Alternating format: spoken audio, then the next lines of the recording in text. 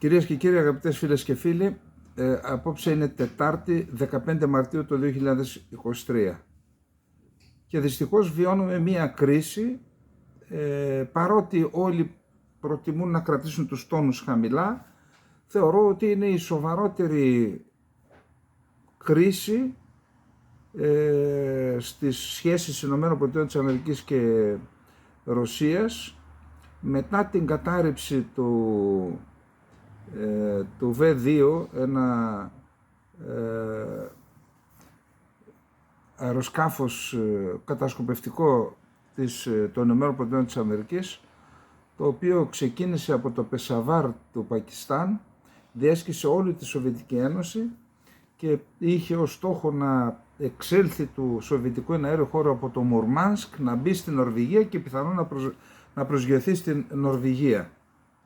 Τότε, ξέρετε, δεν υπήρχαν δορυφόροι κατασκοπευτικοί. Είχε ξαναγίνει, πετούσε σε μεγάλο ύψος, σε 70.000 πόδια, και δεν μπορούσαν να το αναχαιτήσουν τα σοβιετικά μαχητικά, δεν μπορούσαν να πετάξουν τόσο ψηλά. Όμως εκείνη τη φορά, αρχές Μαΐου του 1960, ένας αντιαεροπορικός πύραυλος S-75 Dvina εξεράγει κοντά στην γραμμή πτήσης του αμερικανικού κατασκοπευτικού, και εκεί έπεσε το αεροσκάφος, κατέπεσε. Λέγεται ότι κατέπεσε και ένα ρωσικό μαχητικό πάλι από κάποιον πύραυλο δικό τους. Εν πάση περιπτώσει, έπεσε το μαχητικό, ο πιλότος σώθηκε, αλλά συνελήφθη αμέσως, διότι που να γίνει έρευνα διάσωση μέσα σε στην καρδιά, στην ουσία, στα ουράλια έπεσε το καταρρίφθηκε, τον συνέλαβαν. Οι Ηνωμένες Πολιτείες της Αμερικής για μέρες έλεγαν δεν συνέβη τίποτα, αρνούνταν ότι συνέβη κάτι. Στη συνέχεια, όταν αντιλήφθηκαν ότι τελικώς έχουν στοιχεία, οι Ρώσοι είπαν ότι ήταν ένα μετεωρολογικό, αλλά οι Ρώσοι κατόρθωσαν και έβγαλαν αρκετά στοιχεία, ακόμα και τις φωτογραφίες που είχε τραβήξει από στρατιωτικές εγκαταστάσεις, τις ανέκτησαν, τις παρουσίασαν, έγινε ένα μεγάλη κρίση μεταξύ των δύο χωρών. Μάλιστα υπήρχε μια τετραμερής, αν δεν κάνω λάθος, των νικητών του Δευτέρου Παγκοσμίου Πολέμου στο Παρίσι. Τα παρουσίασε εκεί ο Χρουσόφ, τινάχτηκε στον αέρα η σύσκεψη, και μετά οι Ηνωμένες Πολιτείες της Αμερικής πήραν την εκδίκησή τους, παρουσιάζοντας, τότε χτιζόταν η πρεσβεία αμερικανική στη Μόσχα, και παρουσίασαν στοιχεία ότι ολόκληρο το κτίριο, όλα τα οικοδομικά υλικά ήταν γεμάτα κοριούς, όχι ατάκτως ερημένοι, με σύστημα, ούτως ώστε θα μπορούσαν να ακούν οι ρωσικές μυστικές υπηρεσίες τα πάντα που θα ήταν μέσα στην αμερικανική πρεσβεία της Μόσχας. Την γκρέμισαν την πρεσβεία και την έχθισαν με δικά τους υλικά υπό τη δική τους επίβλεψη. Εν πάση περιπτώσει, αυτό ήταν μια σοβαρή κρίση στις σχέσεις Σοβιετικής Ένωσης και ΗΠΑ. Ακολούθησε η κρίση των πυράβλων, αλλά ήταν άλλης τάξης ζήτημα. Εδώ μιλάμε για κατάρρευση. Μετά λοιπόν από εκεί, το σοβαρότερο επεισόδιο είναι αυτό που συνέβη χθες Τρίτη στον Εύξηνο Πόντο. Τι συνέβη λοιπόν εκεί? Ένα αμερικανικό μη επανδρωμένο αεροσκάφος, από τα πιο σύγχρονα, αξίας περίπου 30-35 εκατομμυρίων δολαρίων, απογειώθηκε είτε από την αεροπορική βάση της Λάρισσας ή από αεροπορική βάση της Ρουμανίας, δεν είναι φανερό από πού, και δεν λέγεται, και σωστά δεν λέγεται, και έκανε περιπολίες ανοιχτά στον αέριο χώρο, ανοιχτά της Ταυρίδας, της Κριμαίας. Εκεί λοιπόν 2 Σουχόι 27, αεροσκάφη του ρωσικού πολεμικού ναυτικού, πολλαπλού ρόλου, καλά αεροσκάφη είναι, μελέτησα αυτό το αεροσκάφος και είδα ότι πουλήθηκε σε αρκετές χώρες, έχει πολλά αεροσκάφη, είχε νομίζω τέλη δεκαετίας 80, το 90 μπήκε για πρώτη φορά, που σημαίνει ότι είναι σύγχρονο αεροσκάφος. Τι συνέβη λοιπόν? Για περίπου 30-40 λεπτά, επειδή αυτό το μη επανδρωμένο κινείτο σε περιοχή που μπορούσε να έχει πληροφορίες για τις κινήσεις του ρωσικού πολεμικού ναυτικού, αλλά και για άλλες κινήσεις μέσα στην Ταυρίδα Παύλα Κριμαία. Εκεί έγινε επίμονη αναχέτηση. Γράφεται κάπου ότι 19 φορές προσπάθησαν να το αναχαιτήσουν οι Ρώσοι με το ζευγάρι αυτό των Σουχόι 27, και τελικώς, σύμφωνα με την αμερικανική πλευρά, σε κάποια φάση άδειασαν καύσιμα ενώ πετούσαν μπροστά από το μη επανδρωμένο, και τα καύσιμα αυτά έπεσαν πάνω και έγινε αναρρόφηση μέρος του καυσίμων από τον κινητήρα του μη επανδρωμένου αεροσκάφους, και στη συνέχεια ένα από αυτά πέρασε κοντά. Κυκλοφορεί και ένα βίντεο του CBS, το οποίο δεν είναι αυθεντικό, το έκανε το CBS στο αμερικανικό κανάλι, που δείχνει ότι το Σουχόι περνάει πίσω από το ντρόν το αμερικάνικο, και τα ουραία πτερά που προεξέχουν χτύπησαν πάνω στον έλικα, ο οποίος υπάρχει στο ουραίο, και αυτό το Reaper κινείται με έλικα, ο οποίος βρίσκεται πίσω, και εάν χτυπηθεί ο έλικας αντιλαμβάνεστε ότι χάνει την πτυτικότητά του. Λένε οι Αμερικανοί ότι έχασε την πτυτική του δυνατότητα, και έτσι, για να μην συντριβεί, το κατεβάσαμε εμείς στην θάλασσα του Ευξήνου Πόντου, και μάλιστα έδειξαν την πρόθεσή τους να το ανακτήσουν. Από την άλλη πλευρά, οι Ρώσοι αρνούνται οποιαδήποτε επαφή με το αεροσκάφος. Στην ουσία όμως, θα δείτε, θα διαβάσουμε κάποιες δηλώσεις επιλέξει. Στην ουσία είναι σαν να αναλαμβάνουν την ευθύνη αυτής της κατάρρευσης, ή τέλος πάντων της πτώσης του μη επανδρωμένου. Λένε, εμείς δεν το αγγίξαμε και δεν χρησιμοποιήσαμε όπλα. Τώρα πώς έπεσε? Λοιπόν, εν πάση περιπτώσει, το θέμα είναι ότι έχουμε αντίδραση και από την Βρετανία και από την Αυστραλία, γι' αυτό που σημαίνει ότι πλέον το επεισόδιο γίνεται και συμμαχικό, αφού έχουμε κατά τα άλλα και η Ρωσία λέει ότι πρόκειται για προβοκάτσια της Αμερικής, θέλει να δημιουργήσει ένα θέμα πάλι για να σδριμώξει την Ρωσία. Η Αμερική, σας είπα τι λέει. Λοιπόν, για να δούμε τώρα τι λέει κάθε πλευρά, για να έχουμε καθαρή εικόνα. Επαναλαμβάνω, κατά την άποψή μου είναι εξαιρετικά σοβαρό.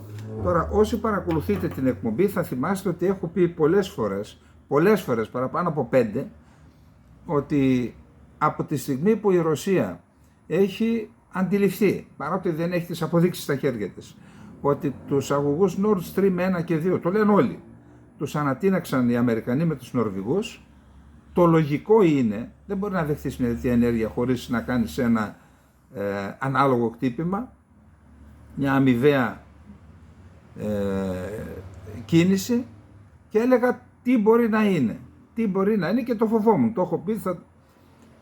Πιθανόν λοιπόν ο συνδυασμός δύο πραγμάτων.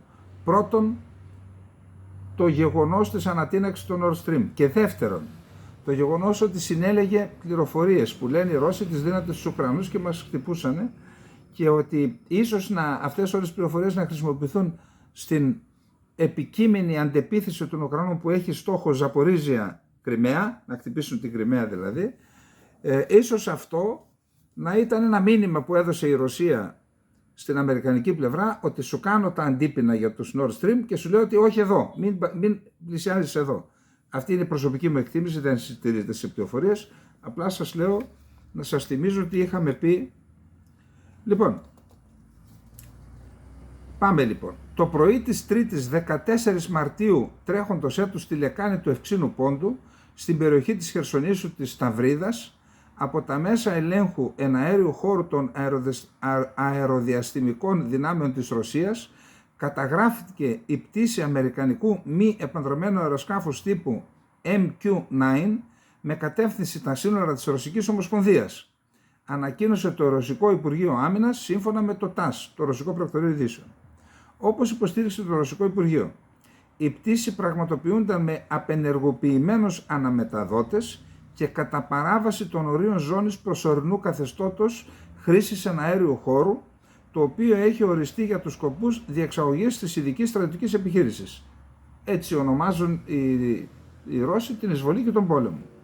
Και έχει κοινοποιηθεί σε όλους τους χρήστες του διεθνούς εναέριου χώρου και δημοσιευθεί σύμφωνα με τους διεθνείς κανόνες.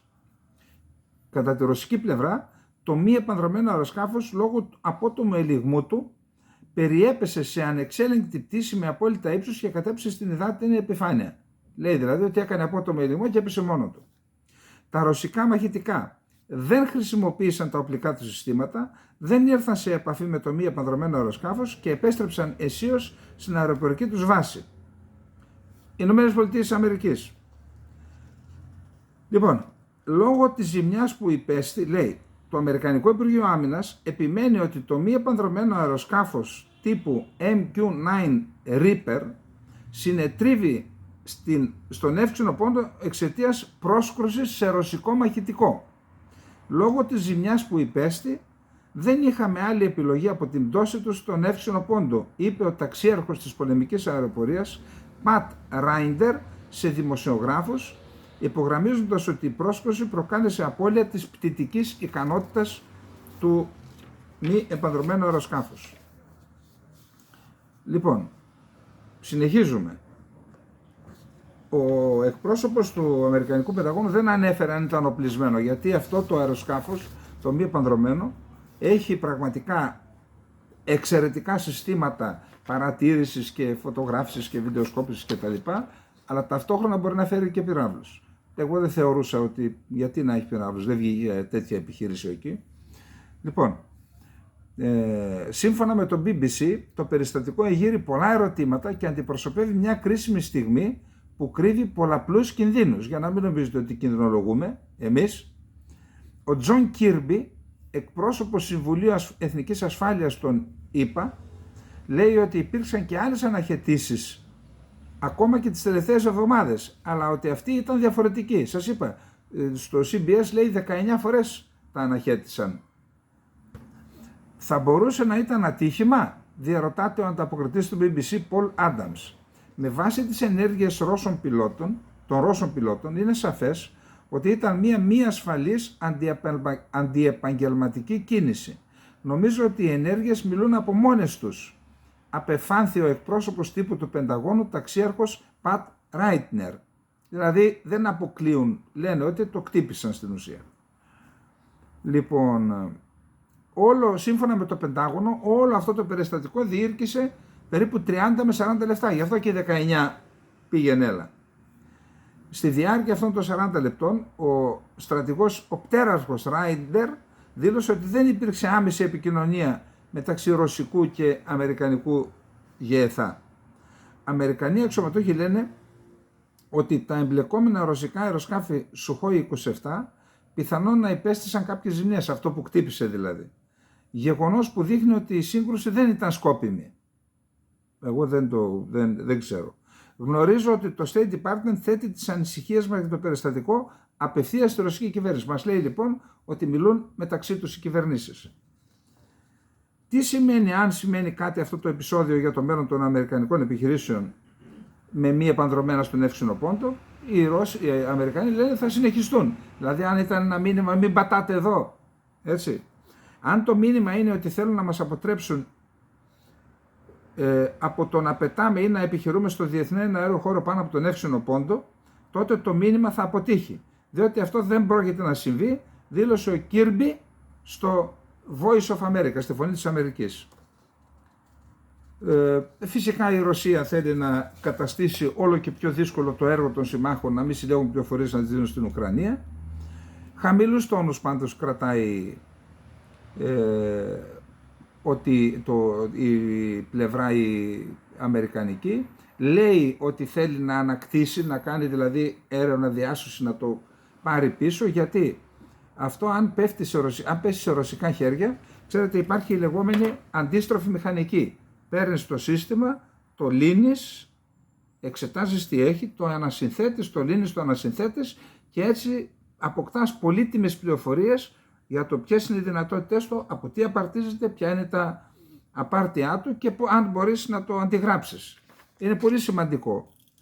Ακούγεται δόθε αλλά δεν έχουμε πληροφορίες σαφείς ότι οι Ρώσοι ήδη κάνουν επιχείρηση να το αρπάξουν. Δεν ξέρω τι να σας πω. Λοιπόν, τώρα, από την υπεράσπιση των κρίσιμων εθνικών υποδομών της Ουκρανίας έως το σχεδιασμό των δικών του επιθετικών επιχειρήσεων, το Κίεβο εξαρτάται σε μεγάλο βαθμό από σταθερή ροή πληροφοριών. Για προφανείς λόγους, οι αξιωματούχοι των ΗΠΑ δεν πρόκειται να επισέλθουν σε ποιες, αν υπάρχουν πρόσθετες προφυλάξεις, θα λαμβάνουν τώρα οι επιχειρήσεις από τούτο και στο εξής επιτήρησης. Λοιπόν, δεν θέλουν να εμπλακούν. Πάμε τώρα να δούμε τι λέει ο Ρώσος πρέσβης στην Ουάσιγκτον. Λέει, τι κάνουν χιλιάδες μίλια μακριά από τη ΣΥΠΑ? Είναι ο πρέσβης της Μόσχας στην Ουάσιγκτον, Ανατόλη Αντόνοφ. Τι κάνουν χιλιάδες μίλια μακριά από τη ΣΥΠΑ? Η απάντηση είναι προφανής. Συλλέγουν πληροφορίες που θα χρησιμοποιηθούν αργότερα από το καθεστώς του Κιέβου για να επιτεθούν στις ένοπλες δυνάμεις και το έδαφος μας. Σύμφωνα με το ΤΑΣ, δήλωσε ο Αντόνοφ. Δυστυχώς οι Ρώσοι θεωρούν τον Εύξηνο Πόντο ως δική τους λίμνη, λέει ο πολιτικός αναλυτής Τόμ Κοράκη, πιθανότατα ελληνικής καταγωγής, Τόμ Κοράκη, επικεφαλής του Κέντρου Στρατηγικών και Διεθνών Σπουδών. Από νομικής πλευράς πρόκειται για διεθνή ύδατα. Δεν τους αρέσει πραγματικά αυτό το γεγονός, αλλά σίγουρα από την άποψη του διεθνούς δικαίου προστατεύει τις ΗΠΑ από κάθε είδους ισχυρισμό ότι μπήκαν στο ρωσικό εναέριο χώρο ή κάτι ανάλογο. Είπαμε ότι ο Κίρμπι είπε στο CNN ότι οι ΗΠΑ θα λάβουν μέτρα για να ανακτήσουν το drone, για να μην πέσει σε άλλα χέρια. Νατοικοί διπλωμάτες δηλώνουν ότι δεν περιμένουν τέτοια κλιμάκωση. Τα διπλωματικά κανάλια μεταξύ των δύο χωρών θα πρέπει να συμβάλλουν στο κατευνασμό της κατάστασης, δήλωσε διπλωματική πηγή. Σε κάθε περίπτωση πρόκειται για μια επενθύμηση του κινδύνου άμεσης εμπλοκής των δύο υπερδυνάμεων σε ένα πόλεμο που ξεκίνησε η Ρωσία. Αυτό είναι από την Deutsche Welle. Λοιπόν, αυτό είναι το θέμα. Δεν έχουμε να πούμε. Νομίζω ότι τα είπαμε όλα. Τι είπε η μία πλευρά, τι είπε η άλλη πλευρά.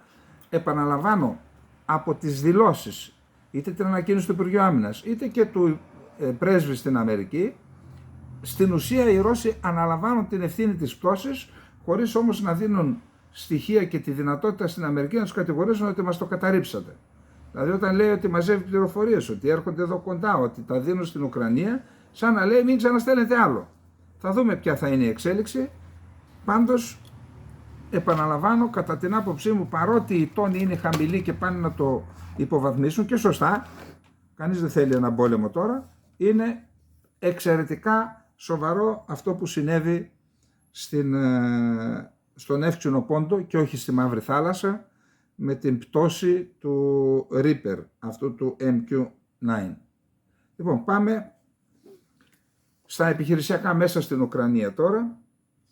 Καταρχάς είναι καινούρια σύσκεψη για να παραδοθούν οπλικά συστήματα στην Ουκρανία, γίνεται στο Ραμστάιν.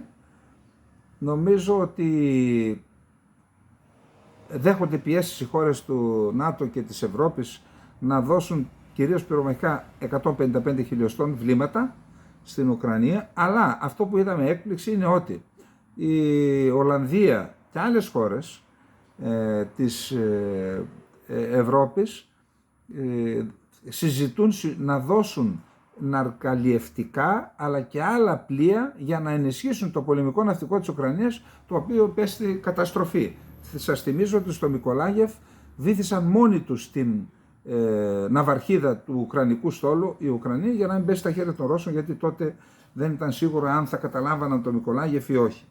Άρα έχει ελάχιστα πλοία το πολεμικό ναυτικό. Τώρα πώς θα τα μεταφέρουν εκεί, εάν αυτό γίνεται για τώρα ή για μετά το πόλεμο δεν ξέρω. Πάντως είναι σημαντικό το γεγονός ότι υπάρχουν συνομιλίες για να δώσουν, να ενισχύσουν το ουκρανικό πολεμικό ναυτικό οι χώρες της Ευρώπης, είτε είναι νατοικές είτε είναι της Ευρωπαϊκής Ένωσης. Πιο πολύ είδα την Ολλανδία θα δώσει 2 ναρκαλιευτικά. Επίσης διάβασα ότι η πιο εύστοχη ενέργεια των Ουκρανών θα ήταν, άποψη αναλυτή είναι αυτή, θα ήταν να αποκόψουν τον Ντομπάς από τη Χερσόνα και από την Κριμαία. Το έχουμε πει εδώ. πιθανότητα εκεί δηλαδή θα δούμε τον Απρίλη μάλλον την αντεπίθεση, την αναμενόμενη αντεπίθεση των Ουκρανών. Όσον αφορά τα άλλα, σε δύο γίνονται αρκετές μάχες σε όλο το μέτωπο, και στο βορρά αλλά και στην Κρεμίνα πάνω στο βόρειο, αλλά πιο πολύ γίνονται στην Μπαχμούτ. Από το νότο έχουν διεισδύσει, φτάνουν στην καρδιά της πόλης οι Ρώσοι, ενώ αυτό που πρέπει να προσέχουμε όσοι έχετε πρόσβαση στους χάρτες, σας είχα δώσει μάλιστα και κάποιους χάρτες, ότι η Αντβίβκα είναι μια πόλη μακρόστενη που πάει από Ανατολή προς Δύση, κοντά στον Ντονέτσκ, δηλαδή μιλάμε σε απόσταση επαφής. Αυτή ήταν η πόλη από την οποία εκτοξεύονταν όλοι Όλμοι και Πυροβόλα, έκαναν βολές εναντίον του Ντονέτσκ από το 2014 μέχρι τώρα, επειδή είναι πολύ καλά οχυρωμένοι. 10 χρόνια έκαναν οργάνωση οι Ουκρανοί. Οι Ρώσοι μάλλον θα πάνε στην διαδικασία της περικύκλωσής της. Βλέπουμε και από νότο και από βορρά ότι προελάβουν, με δυσκολίες, αλλά προελάβουν με στόχο να την αποκλείσουν, και αν αποκλειστεί καταλαβαίνετε ότι εκεί είναι αυτό που λέμε ο θάνατος της Αλεπούς. Για όσους δεν ξέρουν, οι Αλεπούδες, το έχω δει όταν ήμουν μικρός, οι Αλεπούδες, η φωλιά της Αλεπούς είναι συνήθως μέσα στο χώμα. Σκάβει και κάνει μια φωλιά στο εσωτερικό του χώματος. Πάντα έχει δύο εξόδους, ποτέ μία, πάντα, για να μπορεί να διαφεύγει. Και τι έκαναν οι κυνηγοί? Έκλειναν τη μία είσοδο και στην άλλη άναβαν κάποια φωτιά, κάποια ξύλα, ο καπνός μέσα έπνιγε την Αλεπού, έβγαινε ή έσκαγε μέσα, και αυτό ήταν ο θάνατος της Αλεπούς. Τέτοια θα χρησιμοποιήσουν πιθανόν στην Αντβίβκα. Λοιπόν, αυτά έχουμε, δεν έχουμε άλλο τίποτα για τα επιχειρησιακά. Πάμε τώρα στη Ρωσία-Γερμανία. Ο Πούτιν μιλώντας έδωσε συνέντευξη στη ρωσική τηλεόραση. Μιλώντας λοιπόν στη ρωσική τηλεόραση έκανε μια αναφορά στη Γερμανία, βασικά στους αγωγούς Nord Stream, αλλά και στη Γερμανία. Έχει ενδιαφέρον να δούμε τι είπε, διότι μέσα από τις δηλώσεις αντιλαμβανόμαστε και τον τρόπο σκέψης, και από τον τρόπο σκέψης και ποια είναι η πολιτική τους και πώς υπερασπίζονται τις πολιτικές τους. Ο Ρώσος πρόεδρος Βλαντιμίρ Πούτιν δήλωσε ότι η αντίδραση της Γερμανίας στην έκρηξη στους αγωγούς Nord Stream 1 και 2 δείχνει ότι η χώρα παραμένει υποκατοχή και είναι ανίκανη να δράσει ανεξάρτητα δεκαετίες μετά την παράδοσή της και το τέλος του Δευτέρου Παγκοσμίου Πολέμου. Να πούμε ότι στο Δεύτερο Παγκόσμιο Πόλεμο οι Ρώσοι είχαν κατορθώσει να φτάσουν μέχρι την καρδιά της Ευρώπης, κατέλαβαν τη μισή Γερμανία, μπορούσαν να καταλάβουν και ολόκληρο το Βερολίνο, αλλά εκεί έγινε κάποια συμφωνία και το Βερολίνο μισό-μισό έμεινε, το τείχος που λέγαμε το Βερολίνο κτλ. Και ήταν η μεν Ανατολική Γερμανία υπορωσική σοβιετική κατοχή, η δε Δυτική Γερμανία ήταν τουλάχιστον υποτριπλή κατοχή. Δηλαδή είχε βάσεις αμερικανικές, αγγλικές, ακόμη και στο Βερολίνο, και γαλλικές. Κάποια στιγμή που είχα πάει μια εκπαίδευση και στη Νότια Γερμανία, υπήρχε στο Φρίντρισχάφεν μια μικρή γαλλική πόλη, ένα σώμα στρατού γαλλικό, μιλάμε το 1990-91, σώμα στρατού γαλλικό με άρματα μάχης άμυχη 30, μια ολόκληρη πόλη με τα σπίτια των Γάλλων αξιωματικών, με τα δικά τους καταστήματα και με αρχιτεκτονική γαλλική, παρακαλώ, μέσα στη Γερμανία. Ήταν υποκατοχή λοιπόν, και λέει ότι εμείς φύγαμε, αλλά οι άλλοι, παρότι εμείς φύγαμε και αποδώσαμε την ελευθερία της στην Ανατολική Γερμανία, η Γερμανία στο σύνολό της είναι υποκατοχή αμερικανική. Κοιτάξτε τι λέει. Ο Πούτιν σε συνέντευξη που παραχώρησε στη ρωσική τηλεόραση δήλωσε επίσης ότι οι Ευρωπαίοι ηγέτες έχουν υποστεί πιέσεις, με αποτέλεσμα να έχουν χάσει το αίσθημα της κυριαρχίας και της ανεξαρτησίας τους. Οι δυτικές χώρες, συμπεριλαμβανομένες της Γερμανίας, αντέδρασαν επιφυλακτικά στις έρευνες σχετικά με τις εκρήξεις που έπληξαν τους ρωσικούς αγωγούς φυσικού αερίου Nord Stream πέρυσι. Υποστηρίζουν ότι επρόκειτο για εσκεμμένη ενέργεια, ωστόσο αρνούνται να πούν ποιος πιστεύουν ότι ήταν υπεύθυνος, πρόσθεσε. Το θέμα είναι ότι οι Ευρωπαίοι πολιτικοί έχουν πει ήδη δημοσίως ότι μετά το Δεύτερο Παγκόσμιο Πόλεμο η Γερμανία δεν υπήρξε ποτέ πλήρως κυρίαρχο κράτος, δήλωσε ο Πούτιν, μιλώντας στο τηλεοπτικό κανάλι Ρώσια 1, το κρατικό. Ό,τι είπα εγώ δηλαδή, ακριβώς. Ότι ήταν υποκατοχή είτε σοβιετική είτε της Δύσης. Η Σοβιετική Ένωση κάποια στιγμή απέσυρε τις δυνάμεις της, δίνοντας τέλος στο καθεστώς που ισοδυναμούσε με κατοχή της χώρας. Αλλά αυτό, όπως είναι γνωστό, δεν συνέβη με τους Αμερικανούς. Συνεχίζουν να κατέχουν τη Γερμανία, πρόσθεσε. Ο Πούτιν τόνισε ότι οι εκρήξεις στους ρωσικούς αγωγούς έγιναν από κρατικό φορέα, σε κρατικό επίπεδο, και απέρριψε ως πλήρη ανοησία τους ισχυρισμούς ότι η υπεύθυνη ήταν αποκλειστικά και μόνο μια αυτόνομη φιλοουκρανική ομάδα. Οι αγωγοί προορίζονταν να μεταφέρουν ρωσικό φυσικό αέριο στη Γερμανία, αν και μετά την εισβολή της Μόσχας στην Ουκρανία πριν από ένα χρόνο, το Βερολίνο έλαβε μέτρα για να μειώσει την εξάρτησή του από τους ρωσικούς υδρογονάρθρακες.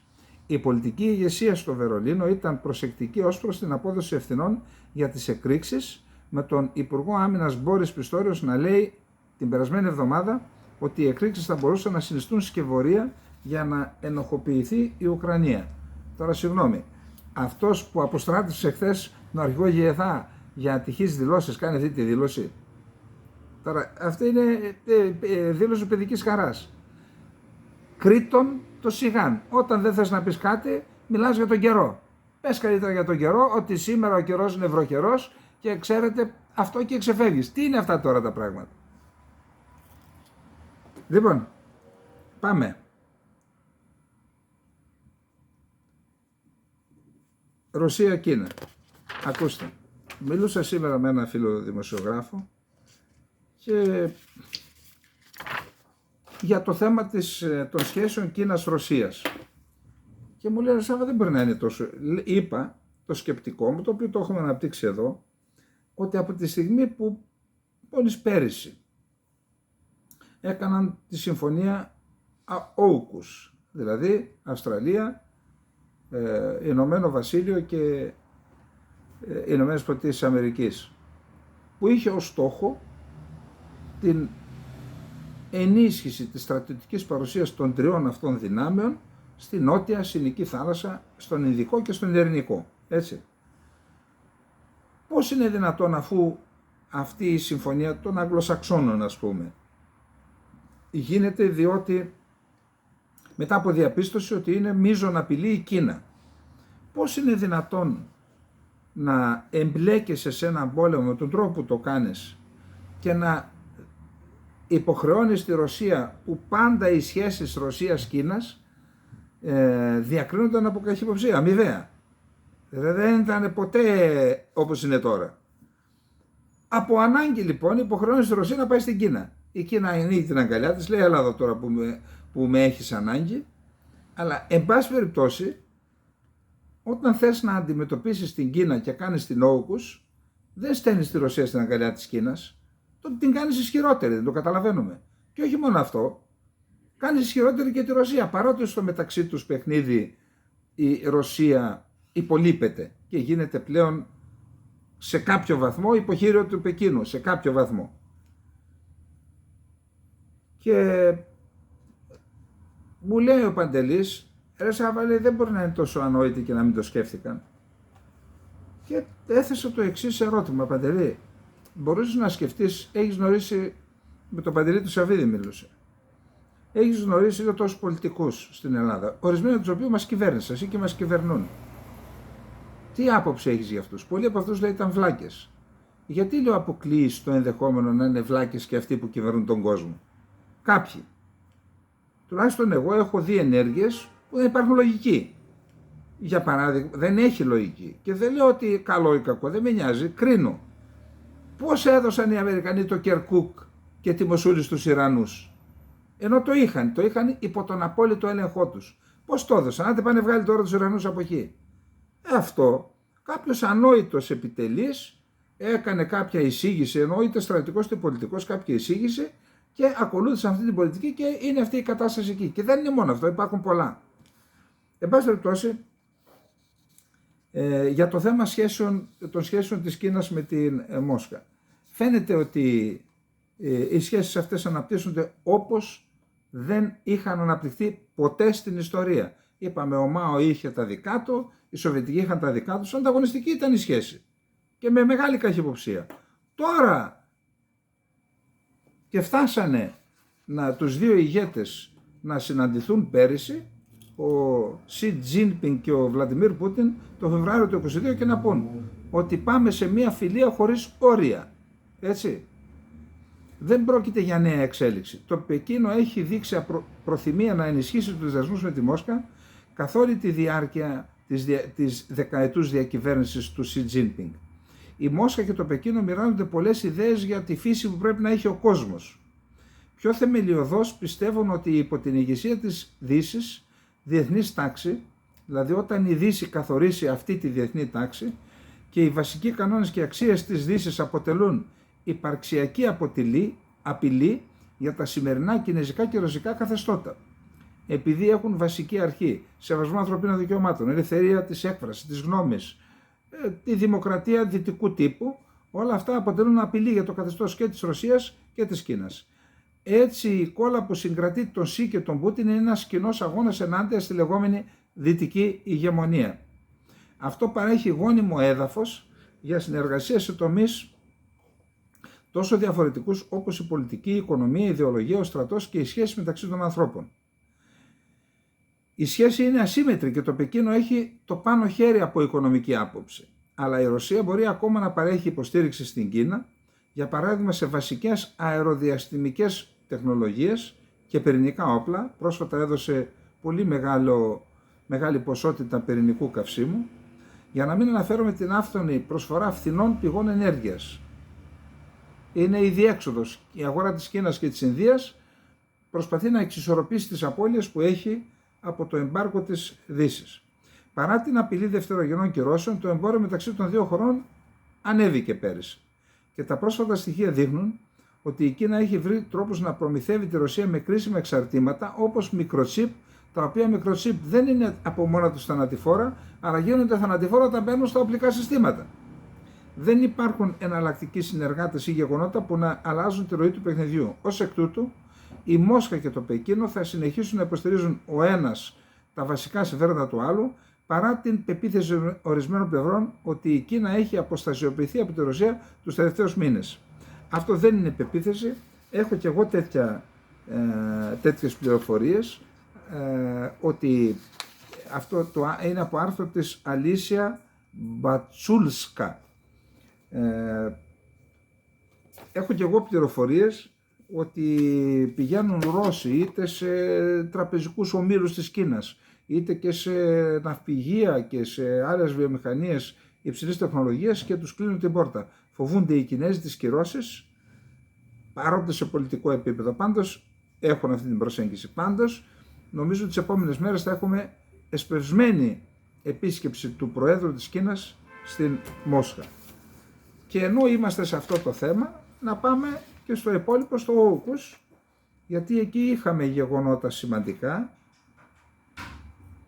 Οι ηγέτες των τριών χωρών που υπέγραψαν τη συμφωνία συναντήθηκαν προχθές στις Ηνωμένες Πολιτείες της Αμερικής και εκεί συμφώνησαν διάφορα πράγματα. Το βασικό ήταν η προμήθεια της Αυστραλίας με 8 πυρηνοκίνητα, προσέξτε, όχι με πυρηνικά βλήματα, διότι κάτι τέτοιο το αρνείται και οι Αμερικανοί και οι Αυστραλιανοί το αρνούνται, ότι θα είναι πυρηνοκίνητα τα υποβρύχια αυτά, τα οποία θα κάνουν περιπολίες ειρηνικό, νότια Συνική θάλασσα και Ινδικό ωκεανό, πέριξη δηλαδή της βόρειας της Αυστραλιανής Ηπείρου και βόρεια, πέριξη και βόρεια της Αυστραλιανής Ηπείρου, και ότι συμφώνησαν να κατασκευάσουν μέχρι το 2040 υποβρύχια με την επωνυμία Όκους, οι τρεις χώρες, σε συνεργασία μαζί τους. Σε επικίνδυνο μονοπάτι λαθών οι τρεις της συμφωνίας Όκους, λέει το Πεκίνο. Ο Τζο Μπάιντεν απέρριψε τις κατηγορίες του Πεκίνου, λέγοντας ότι τα υποβρύχια θα είναι πυρηνοκίνητα αλλά όχι οπλισμένα με πυρηνικά. Τώρα ποιος μπορεί να το ξέρει αυτό? Και μόνο ο φόβος ότι θα είναι αποτροπή. Η Κίνα κατηγόρησε τη ΣΥΠΑ, το Ηνωμένο Βασίλειο και την Αυστραλία ότι βαδίζουν σε επικίνδυνο μονοπάτι λαθών, απαντώντας στην ανακοίνωση των εταίρων της αμυντικής συμφωνίας AUKUS, μεταξύ άλλων για την απόκτηση από την Αυστραλία στόλου έως και 8 πυρηνικών υποβρυχίων ύψους πολλών δισεκατομμυρίων δολαρίων. Οι τρεις χώρες θα συνεργαστούν επίσης για τον σχεδιασμό ενός πυρηνοκίνητου υποβρυχίου επόμενης γενιάς με το όνομα AUKUS και κατασκευασμένο με εξαρτήματα από τις τρεις χώρες, που θα μπει στη γραμμή παραγωγής τη δεκαετία του 2040. Έτσι κάνουν τα σοβαρά κράτη. Σχεδιάζουν από τώρα για το 2040 και δεν τρέχουν να αγοράσουν από εδώ και από εκεί, να δίνουμε τον υδρότα του ελληνικού λαού τη στιγμή που μπορούμε να κατασκευάσουμε, έτσι. Από τους συμμάχους της συμφωνίας, η Αυστραλία θα είναι η πρώτη που θα αισθανθεί τον αντίκτυπο μιας σύγκρουσης στον Ινδο-Ειρηνικό ωκεανό. Η τελευταία κοινή δήλωση των ΗΠΑ, του Ηνωμένου Βασιλείου και της Αυστραλίας καταδεικνύει ότι οι τρεις χώρες, προς χάρη των δικών τους γεωπολιτικών συμφερόντων, αδιαφορούν πλήρως για τις ανησυχίες της διεθνούς κοινότητας και βαδίζουν όλο και περισσότερο σε επικίνδυνο μονοπάτι λαθών, δήλωσε ο εκπρόσωπος του Υπουργείου Εξωτερικών της Κίνας, Wang Wenbin, κατά τη διάρκεια τακτικής ενημέρωσης του τύπου χθες Τρίτη στο Πεκίνο. Λοιπόν, αυτά και για την AUKUS. Φαίνεται λοιπόν ότι γίνονται διεργασίες που θα έχουμε έναν άλλο κόσμο το επόμενο διάστημα, έτσι δεν... Πάμε λοιπόν τώρα στο επόμενο θέμα μας. Το επόμενο θέμα είναι Τουρκία-Φινλανδία. Αύριο Πέμπτη επισκέπτεται την Κωνσταντινούπολη, νομίζω, όχι την Άγκυρα, ο Πρωθυπουργός της Φινλανδίας, ο κύριος Νιινίστο. Υπόψη ότι έχουν κάποιους ειδικούς δεσμούς οι Τούρκοι με τους Φινλανδούς, θεωρούν τουρκικό φίλο τους Φινλανδούς και είναι σε εξέλιξη διαδικασία αποχώρησης των διδήμων. Είχαν υποβάλει μαζί αίτηση Σουηδία και Φινλανδία, λέγανε θα μπούμε μαζί στο ΝΑΤΟ, είχαμε συνεχείς δηλώσεις για αυτό το θέμα, δεν πρόκειται να δεχθούμε μέχρι που πριν από λίγους μήνες άρχισε η Φινλανδία να τα γυρνάει και να λέει εγώ το ξανασκέφτομαι. Δηλαδή εγκατέλειψε την Σουηδία. Τώρα λοιπόν έρχεται αύριο ο Νιινίστο, ο οποίος δήλωσε ότι εγώ, λέει, πηγαίνω γιατί μου υποσχέθηκαν ότι για μας πριν τις εκλογές θα επικυρώσουν στην τουρκική εθνοσυνέλευση την είσοδο της Φινλανδίας στο ΝΑΤΟ. Λοιπόν, η Τουρκία σχεδιάζει να εγκρίνει την ένταξη της Φινλανδίας στο ΝΑΤΟ ανεξάρτητα από τη Σουηδία εν ώψη των κοινοβουλευτικών και προεδρικών εκλογών που θα διεξαχθούν στις 14 Μαΐου, δήλωσαν 2 Τούρκοι αξιωματούχοι στο Reuters σήμερα Τετάρτη. Το τουρκικό κοινοβούλιο είναι πολύ πιθανό να επικυρώσει την ένταξη της Φινλανδίας στο ΝΑΤΟ πριν κλείσει στα μέσα Απριλίου για εκλογές, ανέφεραν οι αξιωματούχοι, οι προαναφερθέντες. Ο Σουηδός Πρωθυπουργός Ουλφ Κρίστερσον έδωσε συνέντευξη τύπου χθες και είπε: όπως άκουσαν όλοι τις τελευταίες εβδομάδες, δεν αποκλείεται η Σουηδία και η Φινλανδία να επικυρώσουν με διαφορετικά βήματα την είσοδό τους. Να γίνει πρώτα η Φινλανδία, μετά η Σουηδία. Αυτό που συναντήσαμε, ο Όσκαρ Σέντστρομ και εγώ, τις τελευταίες εβδομάδες, είναι ότι η πιθανότητα να συμβεί αυτό με διαφορετικούς ρυθμούς έχει αυξηθεί. Ο Σέντστρομ είναι ο διαπραγματευτής ο Σουηδός. Οι διαπραγματεύσεις μεταξύ ΝΑΤΟ, Σουηδίας, Τουρκίας και Φινλανδίας ξεκίνησαν ξανά τα τέλη Φεβρουαρίου, είχαν παγώσει τότε που έκαψαν το Κοράνι, αλλά μέχρι στιγμής οι χώρες δεν έχουν καταλήξει σε λύση, καθώς ο Τούρκος πρόεδρος δήλωσε νωρίτερα το Φεβρουάριο και σήμερα είδα δήλωσή του που είπε: εμείς θα μείνουμε συνεπείς σε αυτά που είπαμε. Θα μπει η Φινλανδία, η Σουηδία στο περίμενε. Τώρα, έχουμε δηλώσεις απογοήτευσης από τους Φινλανδούς, απογοήτευσης και από την κυρία Μαγδαλένα Άντερσον, η προηγούμενη πρωθυπουργός που είναι σοσιαλδημοκράτησα. Ο Κρίστερσον είναι κεντροδεξιός με ακροδεξιούς.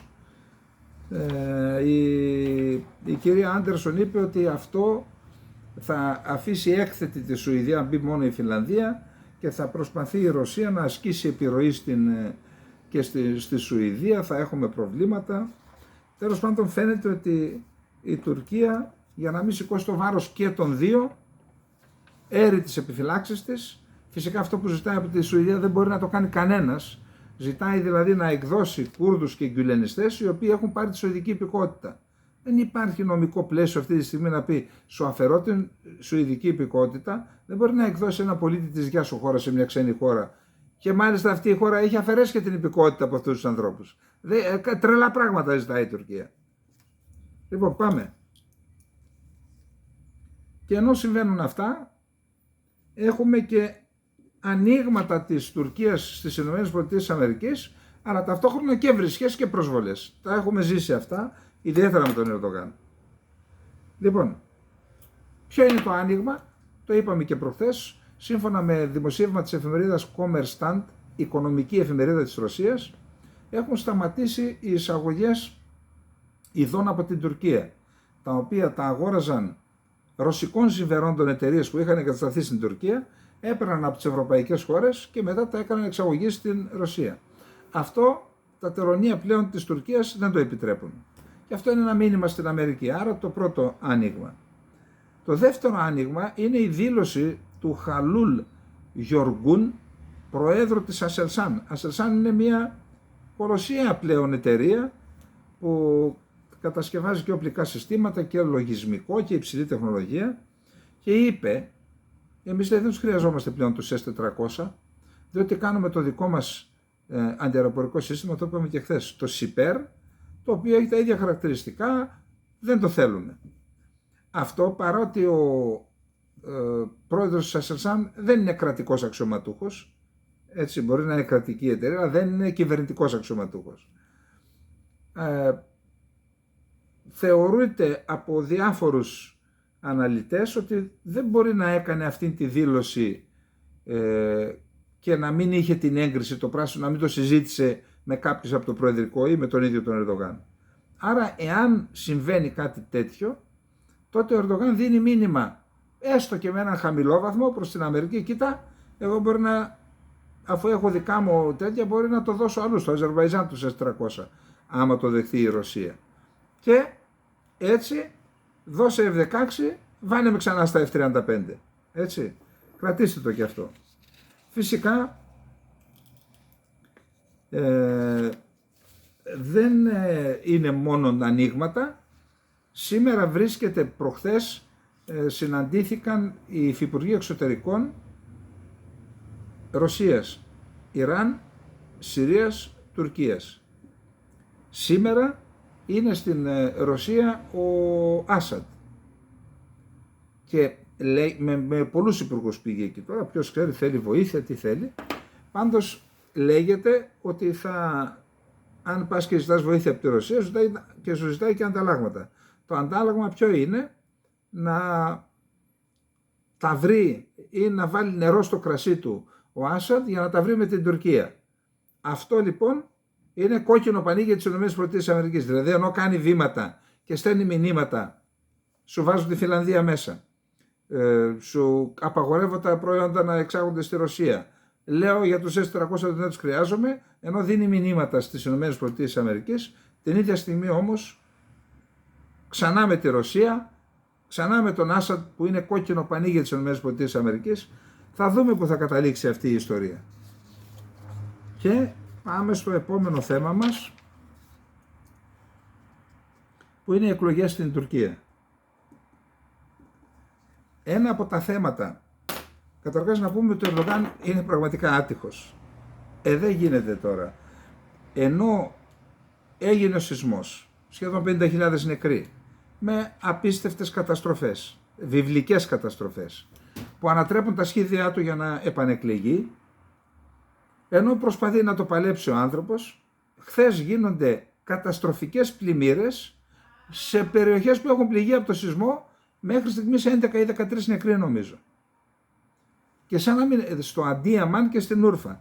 Και σαν να μην έφτανε αυτό, πριν από 2 μήνες πήγε και εγγενίασε μία ανισόπεδη διάβαση σε έναν μεγάλο οδικό κόμβο, και όχι μόνο αυτό, έδωσε και βραβείο μηχανικής για το έργο που έκανε στο μηχανικό του έργο. Του δίνει βραβείο, επένους, ξέρεις, τα τουρκικά.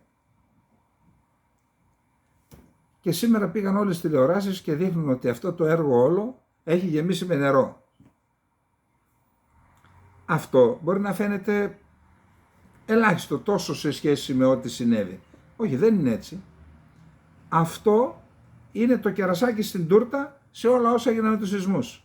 Δηλαδή αποδεικνύουν ότι ό,τι έκανε ο Ερντογάν τόσα χρόνια και τα παχιά, τα μεγάλα λόγια, ότι ήταν ψέματα. Και το ψέμα έρχεται η πλημμύρα τώρα να το αποδείξει. Βάλαν τις όλοι, τώρα βλέπω τις σε βίντεο, και τα εγγένεια, και ξέρετε, μιλάμε για εγγένεια, όχι πανηγύρι κανονικό.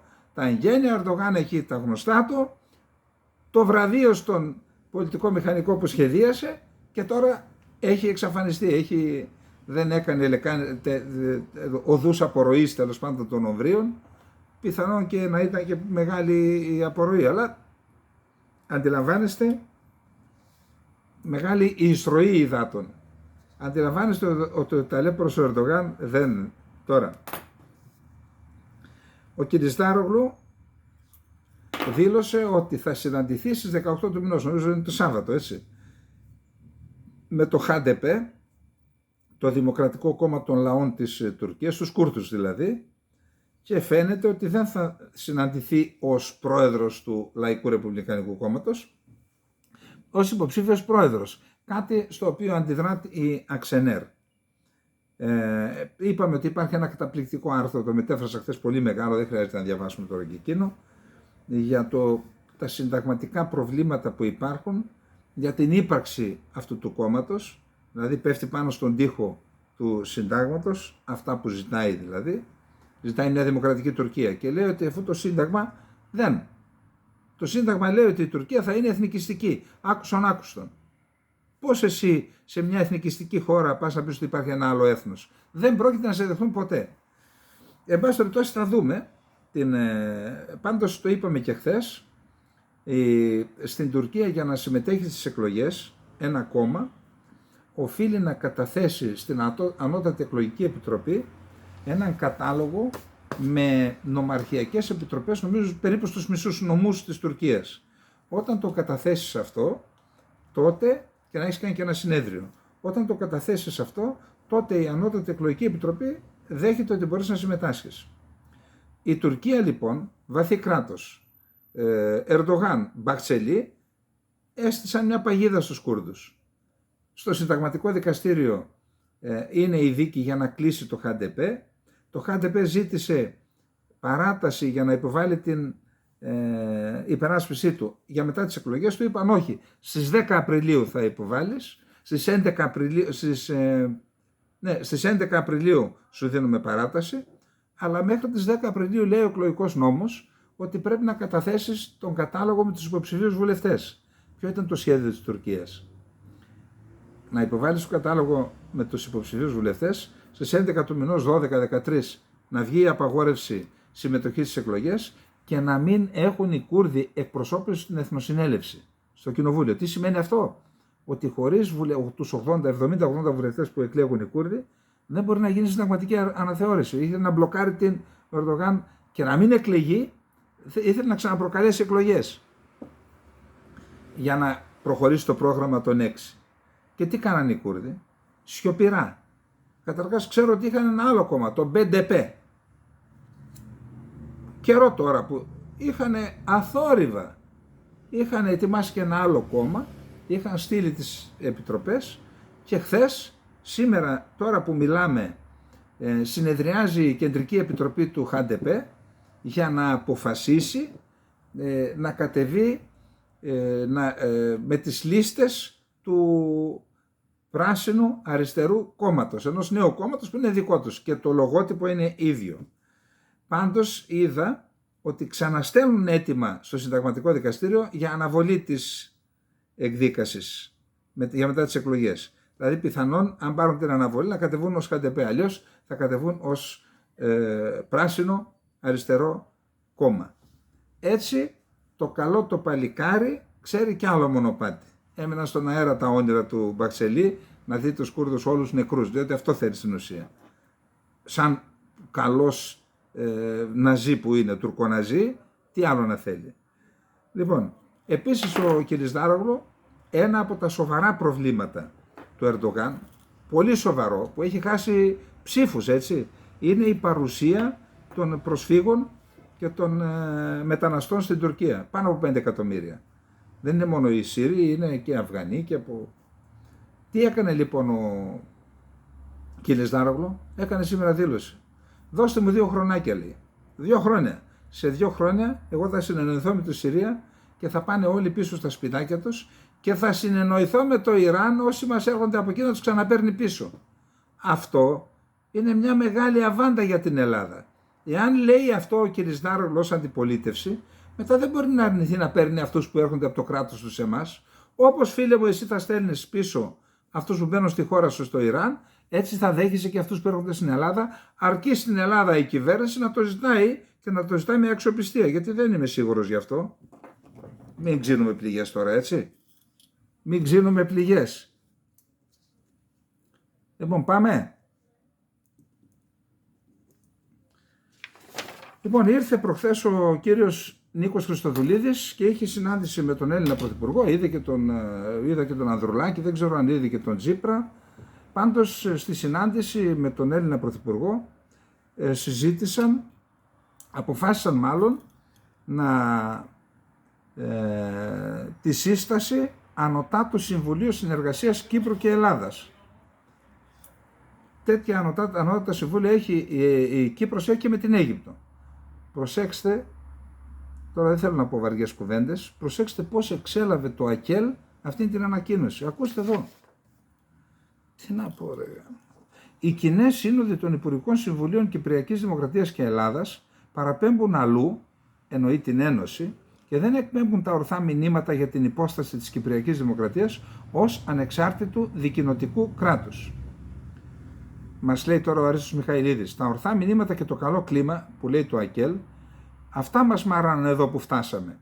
Αλλά η ουσία είναι αλλού. Κανένας δεν μίλησε για κοινές συνόδους των Υπουργικών Συμβουλίων. Η αναφορά είναι για συσκέψεις σε υπουργικό επίπεδο, αυτές γίνονται και τώρα, οι οποίες θα συμβάνουν στη συνεργασία σε διάφορους τομείς όπως η ναυτιλία και η ενέργεια, αλλά και ευρύτερα στην επίτευξη κοινών επιδιώξεων. Την ίδια ακριβώς συνεργασία η Κυπριακή Δημοκρατία την κάνει με την Αίγυπτο. Και δεν κινδύνευσε από αυτή η υπόσταση της Κυπριακής Δημοκρατίας ως ανεξάρτητου δικοινοτικού κράτους που βάται το ΑΚΕΛ. Τι στο καλό έγινε τώρα? Ανησύχησαν ότι θα κηρύξουν ο Χριστοδουλίδης και ο Μητσοτάκης στην Ένωση και θα χαλάσουν το δικοινοτικό κράτος? Τέλος πάντων, ένα άλλο θέμα που θίγει ο Μιχαηλίδης είναι το εξής. Περιμένουμε πολύ περισσότερα από τον Νίκο Χριστοδουλίδη, διότι πριν από τις εκλογές είχε ανακοινώσει ακόμα και αναβίωση του ενιαίου αμυντικού δόγματος. Τον περασμένο Ιανουάριο, μιλώντας στο ράδιο Πρώτο, είχε πει ότι μία από τις πρώτες ενέργειές μας, και το συζήτησα στην Αθήνα, θα είναι η αναβίωση του ενιαίου αμυντικού δόγματος. Εξήγησα μάλιστα πως δεν είναι σύνθημα. Μιλώ επιχειρησιακά. Το έχω συζητήσει και με τον Πρωθυπουργό και με τον Υπουργό Άμυνας όταν ήμουν στην Ελλάδα. Τώρα όμως ανέλαβε την Προεδρία, πήγε στην Αθήνα και δεν ακούσαμε μια λέξη για το ενιαίο αμυντικό δόγμα. Αυτό το ενιαίο αμυντικό δόγμα πρέπει να πάμε να το βάλουμε μέσα στο ευρωπαϊκό αμυντικό δόγμα. Αυτή θα είναι η επιτυχία. Είμαστε σε μια συγκυρία που η Ευρωπαϊκή Ένωση προσπαθεί να αναπτύξει δομές. Αυτά έλεγε προεκλογικά και αναμένουμε να δούμε και πράξεις πλέον. Τα παχιά λόγια τελείωσαν. Αν είναι να περιορίζεται η συνεργασία Κύπρο-Ελλάδας στην ναυτιλία και στην παιδεία ή σε υπουργικές συσκέψεις για την κοινή καταπολέμηση του δάκου της ελιάς, θα μείνουμε στον ίδιο παρονομαστή. Η Τουρκία που απειλεί τις δύο χώρες και τις αντιμετωπίζει ως έναν εχθρό, πρέπει να αντιμετωπιστεί και αυτή από ενιαίο μέτωπο των δύο χωρών. Όχι για να τις επιτεθούν, αλλά για να αμυνθούν από τις επιθέσεις της.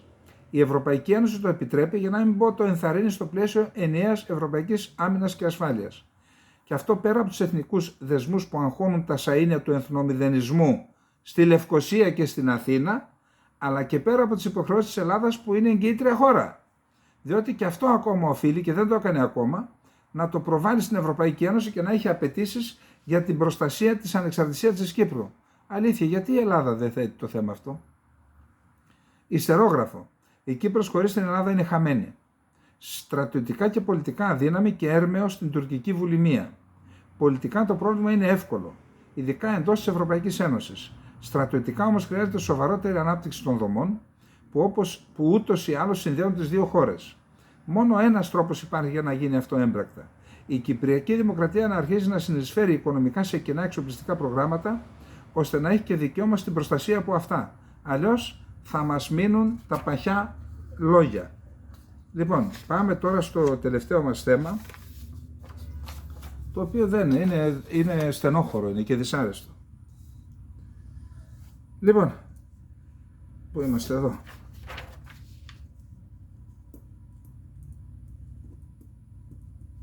Ακούστε, οι καταστροφές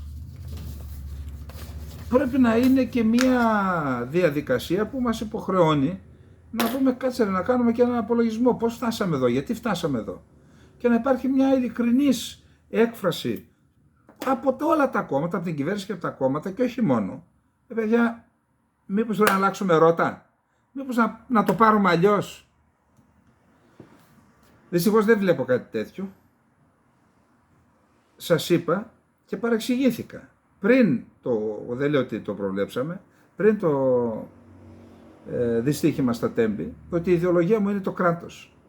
Ένα κράτος να λειτουργεί, να είναι υπηρέτης του πολίτη, να προστατεύει τους αδύναμους, να έχει μία αξιοπρεπή δημόσια ασφάλιση, ό,τι σημαίνει αυτό, και φυσικά ελεύθερη οικονομία, αλλά ο ρόλος του κράτους να είναι ρυθμιστικός, να μην επιτρέπει την ασυδοσία. Αυτή είναι η ιδεολογία μου. Τώρα να την πείτε δεξιά, αριστερή, ούτε με νοιάζει.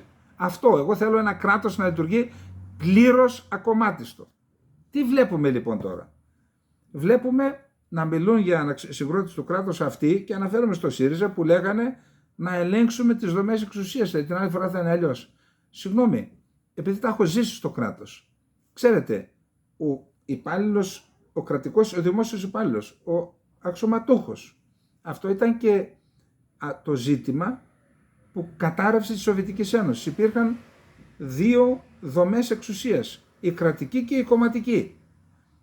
Δεν μπορεί να υπάρχει τέτοιο πράγμα μέσα στο κράτος. Δεν γίνεται. Κρατικός, κομματικός συνδικαλισμός στο κράτος δεν γίνεται. Γιατί? Διότι τα κομματικά συμφέροντα δεν ταυτίζονται πάντα με τα κρατικά συμφέροντα και με τα εθνικά συμφέροντα. Και πολλές φορές η κομματική τύφλα οδηγεί αυτούς τους κομματικούς συνδικαλιστές ή τους κομματικούς εγκάθετους στο κράτος να παίρνουν αποφάσεις που εξυπηρετούν το κόμμα αλλά δεν εξυπηρετούν το κράτος. Αυτός ο που μας λέει λοιπόν και λέει ότι είμαι και προοδευτικός, να ελέγξουν τις δομές της εξουσίας. Δηλαδή πώς θα τις ελέγξεις? Κομματικά? Και σου είπε κανένας ότι έχεις δικαίωμα να ελέγξει ένα κόμμα ή μια κυβέρνηση να ελέγχει το κράτος? Δεν λέω, το έκανε και η δεξιά, έκανε ένα δεξιό κράτος. Ναι, αλλά το ένα λάθος δεν λύνεται με άλλο ένα λάθος. Γίνεται με ένα κανονικό κράτος. Γιατί και ο Ανδρέας όταν ήρθε το 80 λέει το κράτος είναι δεξιό και ξέρω τι έγινε σε διάφορες υπηρεσίες. Μπούκαραν μέσα οι πρασινοφρουροί και τα έκαναν όλα γης μαδιά μου. Δεν γκρεμίζεις ένα κράτος και μετά να το ξανακτίζεις. Φροντίζεις αυτό το κράτος που υπάρχει να κάνεις τέτοιες παρεμβάσεις, να το κάνεις καλύτερο, να το αποκομματικοποιήσεις και να το κάνεις το κράτος της Ελλάδας. Το κράτος για τους Έλληνες πολίτες. Τώρα, σε αυτό έχουν μόνο μερίδιο τα κόμματα και οι συνδικαλιστές. Και βλέπω τώρα οι εργαζόμενοι, λέει, και οι συνδικαλιστές, τι λέτε καλέ? Ότι δεν εισακούστηκαν, λέει, των εργαζομένων. Γιατί απεριμένουμε τους εργαζόμενους να μας πούν τα λάθη του κράτους? Τα λάθη του κράτους θα πρέπει να τα εντοπίζει το ίδιο το κράτος θεσμικά. Υπάρχει ιεραρχία και υπάρχουν διαδικασίες που να δίνουν το δικαίωμα στους εργαζόμενους, σε όλους, στους υφισταμένους, να υποβάλουν τις αναφορές τους, να υπάρχει ελευθερία, τις αναφορές τους για ό,τι πάει στραβά, και όταν πας μια αναφορά σε ένα προϊστάμενο και την καταθέτεις, τον καθιστάς και υπεύθυνο. Όταν είσαι κομματικός όμως, και ο άλλος είναι κομματικός, τι θα το κάνεις για να μην γίνω ποτέ διευθυντής? Αναξιοκρατία λέγεται αυτό. Όπου υπάρχει κομματοκρατία, υπάρχει αναξιοκρατία. Και αυτά που λένε για τις αξιολογήσεις, παραμύθια τούμπανα είναι αυτά. Ανοησίες είναι. Όσο υπάρχει κομματοκρατία μέσα στο κράτος, όσο υπάρχει κομματισμός, δεν μπορεί να υπάρχει αξιολόγηση. Δεν μπορεί να υπάρχει. Γι' αυτό αντιδρά ο κόσμος. Σου λέει δεν θα είναι δίκαιοι. Τώρα τι να πω? Να πω το τελευταίο. Είδα ένα άρθρο της Deutsche Welle, πού είναι εδώ, ναι, και λέει οργή του κόσμου για το πολιτικό σύστημα μετά την τραγωδία στα Τέμπη. Και λέει τώρα μια κοπέλα εδώ, ακούστε εδώ, δεν νιώθω ασφαλής στη χώρα μου. Λέει 20χρονη φοιτήτρια Αλεξία Αθανασίου, λέει και το όνομά της, από τη Λάρισα. Σε βίντεο που κυκλοφορεί στα social media, τα λόγια της συγκινούν. Εμείς φταίμε που συνεχίζουμε να εκλέγουμε τους ίδιους ανθρώπους που καταστρέφουν τη χώρα. Με κάνουν να μισώ τη χώρα μου. Μιλώντας στην Deutsche Welle, η Αλεξία διαμαρτύρεται αναφέροντας πως πολλά από τα θύματα ήταν φοιτητές. Σκοτώνουν το μέλλον μας, λέει η θυμωμένη. Πώς γίνεται οι κυβερνήσεις να έχουν φέρει τη χώρα σε αυτή την κατάσταση, δεν ρωτάτε η ίδια. Παρά τα όσα έχουν γίνει, η Αλεξία δεν εγκαταλείπει την πίστη της στη δημοκρατία. Θα ψηφίσει για πρώτη φορά στις προσεχείς βουλευτικές εκλογές, ελπίζοντας σε πολιτικές συνέπειες. Τι να ψηφίσεις, κορίτσι μου, για πες μου, τι να ψηφίσεις? Είναι δυνατόν η Ελλάδα να έχει μέλλον όταν λέει το μη χειρόν? Δηλαδή μεταξύ δύο κακών να διαλέξουμε το λιγότερο κακό? Μπορεί να έχει μέλλον μια χώρα? Τέλος πάντων, ακούστε εδώ τώρα. Αυτό ίσως είναι, να μην πω το σοβαρότερο, γιατί δείχνει την αναισθησία και την γαϊδουριά των πολιτικών. Ο Wolfgang Piccoli, πολιτικός σύμβουλος με ειδικότητα στη διαχείριση κρίσεων, μιλώντας στην Deutsche Welle, επισημαίνει ότι ο Πρωθυπουργός έχει χάσει την αξιοπιστία του. Η κυβέρνηση αντέδρασε εσφαλμένα σε αυτή την κρίση από την αρχή, αναφέροντας το ανθρώπινο λάθος ως αιτία του δυστυχήματος. Στη συνέχεια, ο Υπουργός Μεταφορών παραιτήθηκε, αλλά αυτό είναι όλο και όλο που συνέβη. Νομίζω ότι η κυβέρνηση εκτίμησε εσφαλμένα την αντίληψη του κοινού. Λέει, συνεχίζει, αναφερόμενο στο Μητσοτάκη, ζήτησε συγγνώμη στα μέσα κοινωνικής δικτύωσης και ανακοίνωσε μια έρευνα, η οποία ωστόσο διεξάγεται από μια επιτροπή που διόρισε ο ίδιος ο Υπουργός Μεταφορών, χωρίς τουλάχιστον να συμβουλευτεί την αντιπολίτευση. Οι επικείμενες εκλογές αποτελούν μια τεράστια πρόκληση για το Μητσοτάκη, σύμφωνα με τον Μπικόλη, ο οποίος λέει: πρέπει να κατεβάσουν την οργή του κόσμου χωρίς να εκθέσουν πολύ τον εαυτό τους. Τα περιθώρια λοιπόν είναι εξαιρετικά περιορισμένα. Προσέξτε τώρα. Σύμφωνα με δημοσκόπηση της GPO, το 62,9% των πολιτών αξιολόγησε αρνητικά τον τρόπο με τον οποίο κάλυψαν τα εγχώρια μέσα, τα μέσα μαζικής ενημέρωσης στο δυστύχημα. Το καταλαβαίνετε? Ο κόσμος σας φτύνει, εσάς οι οποίοι προσπαθούσατε να ρίξετε στάχτη στα μάτια, και από εδώ το καταγγέλαμε από την πρώτη μέρα, έτσι. Τη μεγαλύτερη κριτική της κοινής γνώμης έχει δεχθεί μέχρι στιγμής η λεγόμενη θεωρία της θυσίας. Εδώ εμείς πρώτοι την είπαμε. Πρώτη. Που προώθησαν δημοσιογράφοι στον τηλεοπτικό φακό και η οποία πρεσβεύει ότι στην Ελλάδα γίνονται έργα μόνο όταν υπάρξουν πολύ νεκρά δυστυχήματα. Οι θεασότες αυτής της αντίληψης ισχυρίστηκαν μάλιστα, εξοργίζοντας την κοινή γνώμη, ότι χάρη στους νεκρούς του παλαιότερου δυστυχήματος στα Τέμπη ολοκληρώθηκαν τα έργα στην Εθνική Οδό. Και ο συγκεκριμένος δημοσιογράφος συνεχίζει ακόμα να υπερασπίζεται το λάθος του. Είδα προχθές ένα κομματικό σε ένα κανάλι που ήμουνα, συναντηθήκαμε και του λέω: καλά, είναι δυνατόν να ταυτίζετε το κόμμα σας στη Νέα Δημοκρατία, να επιτρέπετε να ταυτίζετε με αυτόν τον άνθρωπο που σας κάνει κακό, δεν βλέπετε? Δεν με νοιάζει, αλλά μιλώ τώρα αντικειμενικά. Γιατί το επιτρέπετε αυτό? Αυτός όσο μιλάει και όσο επιμένει στο λάθος και φαίνεται ότι εκφράζει τις απόψεις σας, τους φορτώνεστε εσείς και χάνετε εσείς. Και με κοίταζε να μην σας πω πώς. Να μην σας πω πώς. Για να δείτε πώς λειτουργούν τα κόμματα και ποιοι μας κυβερνάνε, έτσι.